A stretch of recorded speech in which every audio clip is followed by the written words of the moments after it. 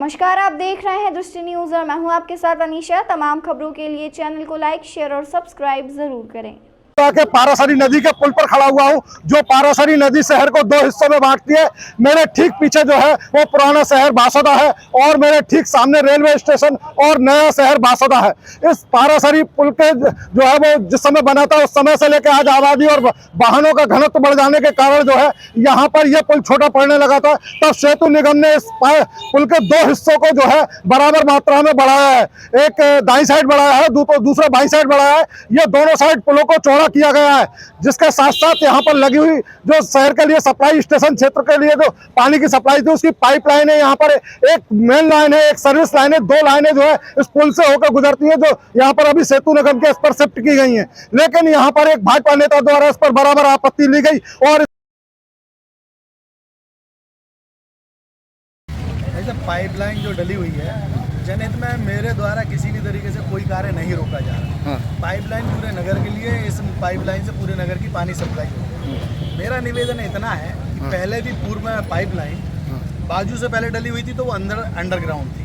अभी भी आप पूरी पाइपलाइन अंडरग्राउंड ही लेकर आए हैं। अब केवल और केवल मेरे मकान के सामने पाइपलाइन ऊँची कर दी गई है। इसलिए ऊँची कर दी गई कि उसके ऊपर एक और स्लैब डाल दिया गया। अगर इस स्लैब अकेले को हटा दिया जाए, वो एक्स्ट्रा स्लैब है, क्योंकि सेतु निगम की रेलिंग केवल यहीं तक है जहाँ तक अभी तक लगी हुई है और यहीं तक सेतु निगम और पुल की जमीन है। आगे जो रास्ता है वो मेरे भवन में जाने के लिए, जिसके लिए आगे स्लैब डाल दिया गया है, इसको स्लैब को डाउन कर दिया जाए तो ऑटोमेटिकली 1.5 फुट लाइन हमारी नीचे हो जाएगी।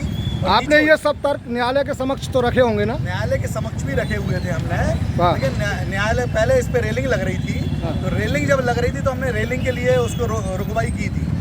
तो चूंकि हमारा रेलिंग का दावा था, पाइपलाइन का दावा नहीं था, इसलिए न्यायालय ने हमारा निरस्त कर दिया। क्या लगता है आपको, ये सेतु निगम की डिज़ाइन जिस समय बनी थी और काम चल रहा था तब आपने इस बात पे ऑब्जेक्शन क्यों नहीं लिया? नहीं, सेतु निगम की डिज़ाइन हमें नहीं मालूम थी कि सेतु निगम की डिज़ाइन क्या है, और अभी भी सेतु निगम की डिज़ाइन पे हमारा कोई आपत्ति नहीं है। सेतु निगम जहाँ तक अभी तक निर्माण कर चुका है हम उस पर सहमत है, हमारी कोई आपत्ति नहीं। सेतु निगम की निर्माण के बाद जो एक्स्ट्रा जो निर्माण किया गया है, जो स्लैब डाली गई, उसको हटा के बस पाइपलाइन नीचे कर दी जाए तो उससे क्या होगा कि हमारे भवन में आने जाने का भी कोई रास्ता में अवरोध नहीं होगा और मैं उसको प्रॉपर उस पर लोहा का जो है अपना कंक्रीट डाल के उसको सुरक्षित कर दूंगा लाइन को। लेकिन आने जाने में कभी भी पाइपलाइन डैमेज होगी और डैमेज होगी तो ये पाइप कहीं मिलता नहीं है, जब तक आएगा तब तक त्राही हो जाएगी पानी की। क्या आपने अपने भवन के जो है न्यायालय के समक्ष जो है वो परमिशन प्रस्तुत की थी? क्या परमिशन मेरे पास, बिल्कुल परमिशन मैंने प्रस्तुत की थी, परमिशन भी मेरे पास थी, लेकिन नगर पालिका द्वारा कि 15 मीटर की दूरी के हिसाब से मेरी परमिशन को निरस्त किया गया।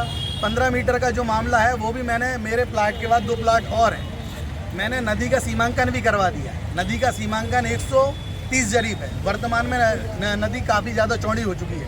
जो 2 प्लाट थे वो गहरीकरण में चले गए, तो मेरा जो 145 मीटर 15 मीटर वाला मामला उसमें भी मैं फिट हूँ, लेकिन वो नगर पालिका ने मेरी सुनवाई। इस समय क्या स्थिति है? आपको कहीं से कोई राहत नहीं मिल पा रही, अब आप क्या कदम उठाने वाले? नहीं, अभी जो मेरी बात हुई तो SDM महोदय से ही बात हुई, मेरी सेतु निगम से ही बात हुई। उन्होंने कहा नहीं, हमें कोई आपत्ति नहीं है, आपकी जो फुटपाथ जो एक्स्ट्रा बना है उसको हट के और नगर पालिका उसको व्यवस्थित कर सकती है।